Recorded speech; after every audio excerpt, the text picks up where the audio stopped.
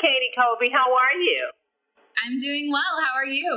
I am so excited to talk with you. Katie's here to talk about Nextdoor. Let's talk about that because I did a survey, my little scientific survey, and a lot of people know about Nextdoor. So I'd like to know, what are some of the long and the short-term benefit of fostering and preparing a connected neighborhood? And tell us a little bit about what Nextdoor is. Absolutely. So I'm so glad you asked.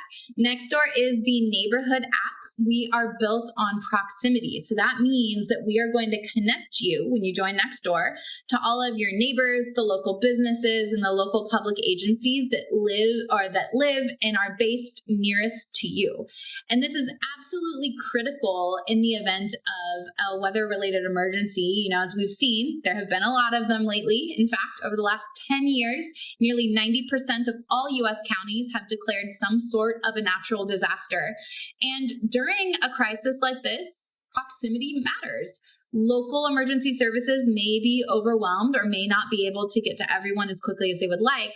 But by posting on Nextdoor, you can get connected to your neighbors and get all of the help that you might need during a weather-related disaster, and both when you're preparing and after the event too. So making a plan, connecting with your neighbors in advance helps to make a stronger, more resilient neighborhood. And if that wasn't enough, research shows that more connected neighborhoods actually recover from these severe weather events and disasters much more quickly.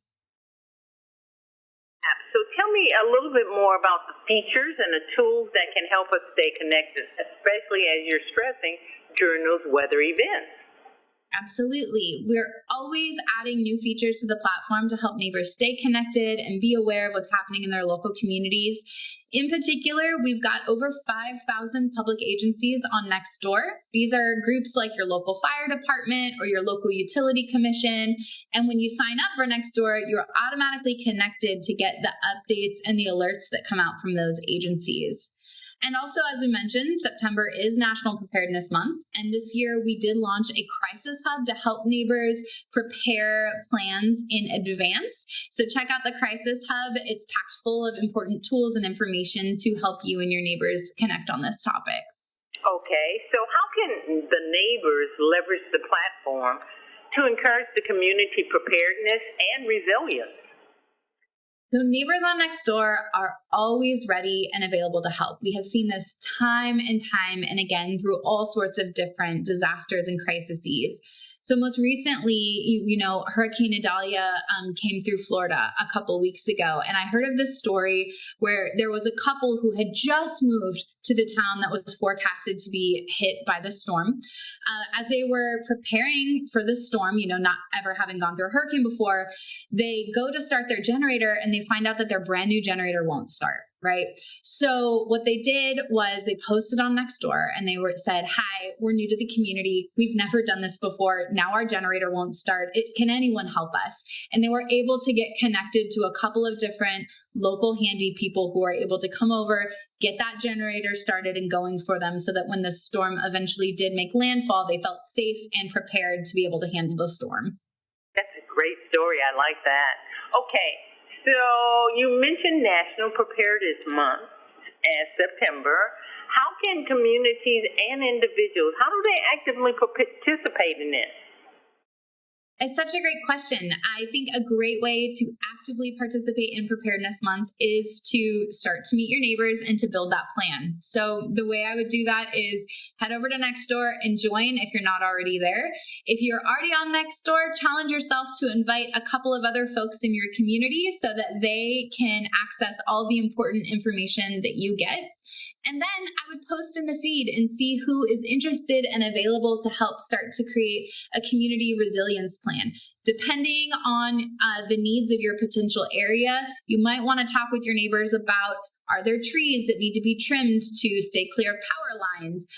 Does someone need any sort of storm gutters cleaned out? Are there any sort of street gutters that need to be cleaned to make sure that water drains in the event of heavy rainfall?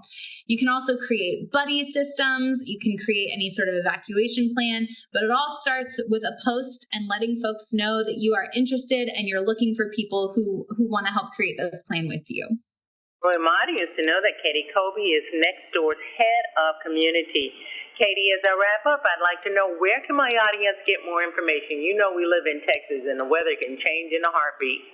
It really can. So for more information, you can visit our crisis hub, which is at nextdoor.com/crisis. It's going to have all the information we talked about today and then some available for you, along with options to both join Nextdoor and invite new neighbors. So everything you need is right there, nextdoor.com/crisis. Caty Colby, thank you for stopping by the Valder Beebe Show. This has been so informative. Thank you. Thank you. Hi, I'm Valder Beebe, host of the Valder Beebe Show. We have over 1,000 videos on ValderBeebeShow.com and YouTube.com/ValderBeebe Show. We upload new videos daily. Our site is a modern baby boomer platform with news and information important to boomers. Subscribe to YouTube.com/ValderBeebe Show and stay connected as I interview the world's most fascinating people.